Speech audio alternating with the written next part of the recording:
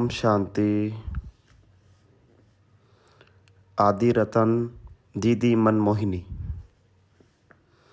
दीदी जी का लौकिक नाम गोपी था।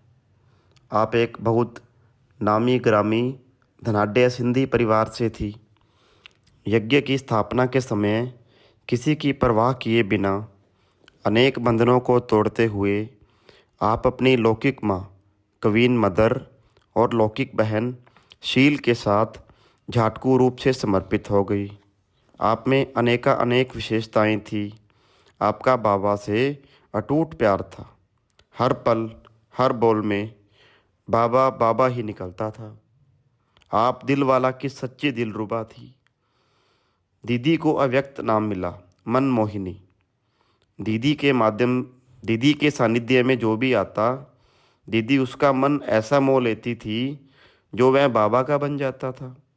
विभाजन के बाद सन 1952 से भारतवर्ष में जब ईश्वरीय सेवाएं प्रारंभ हुई, तब आप पहले पहले दिल्ली, इलाहाबाद आदि स्थानों पर त्याग तपस्या के आधार पर कई सेवा केंद्र खोलने के निमित्त बनी और मातेश्वरी जगदम्बा के अव्यक्त होने के पश्चात सन 1965 में आप फिर से बाप दादा के साथ मधुबन में रहकर यज्ञ की इंटरनल कारोबार को, पूरे प्रशासन को संभालने के निमित्त बनी।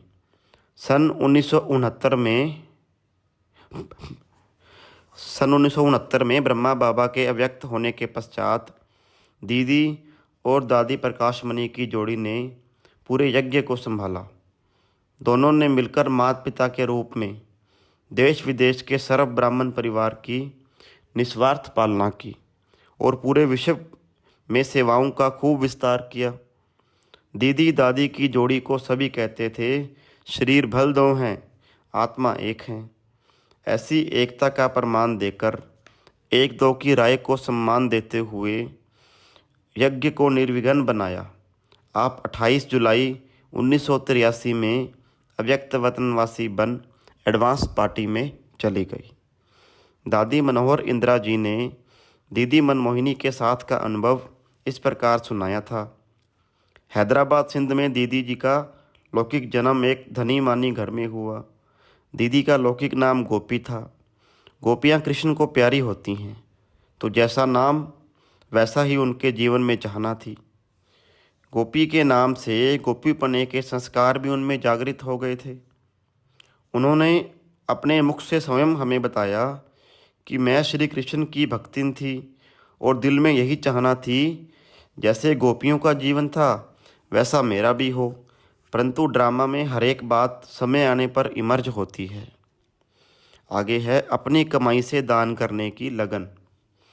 दीदी की शादी 10 वर्ष की बाल्यावस्था में हो गई थी। दीदी कपड़े सिलाई में बहुत होशियार थी। हाथ में बहुत सफाई थी। बड़े घर की होने के कारण सिलाई करने की उन्हें ज़रूरत नहीं थी।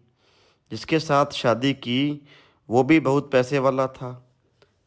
पर दीदी की भावना यह थी कि मैं जितना अधिक पैसा कमाऊंगी उतना अधिक गरीबों को दान कर पाऊंगी। अपनी मेहनत से पैसा कमाकर दान करने का अधिक पुण्य मिलता है। जब बाबा ने बड़े बेटे की शादी रचाई थी, तब शादियों के दिन होने के कारण कपड़े सिलाई वाले नहीं मिल रहे थे। बाबा को मालूम था कि गोपी बहुत अच्छे कपड़े सिलाई करती है। बाबा ने जब दीदी को कहा तो दीदी ने कहा कि मैं 2 दिन में कपड़े सिलाई करके दे दूंगी। यशोदा माता तो बहुत खुश हो गई। इस प्रकार बाबा के घर दीदी का आना जाना प्रारंभ हो गया। बाबा के घर में धन बहुत था, पर धन के साथ साथ भक्ति और नम्रता भी बहुत थी। अच्छा, ओम शांति।